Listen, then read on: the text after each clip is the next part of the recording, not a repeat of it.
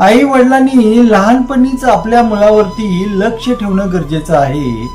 भविष्यात ते जे बनत असतात त्याला तुम्ही स्वतः जबाबदार असता. त्यासाठी ही गोष्ट ऐका.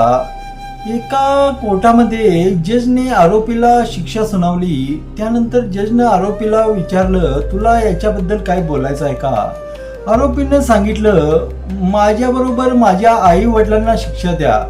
जजनं विचारलं, असं का?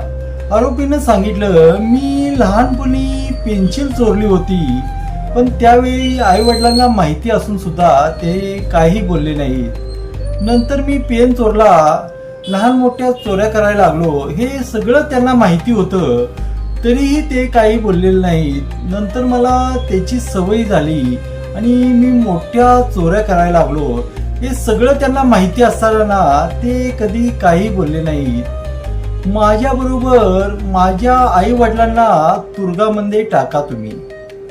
पालकांनो, ज्या ज्या वेळेला आपली मुलं चुकत असतात त्या त्या वेळेला त्यांना योग्य दिशा दाखवणं आपलं काम असतं.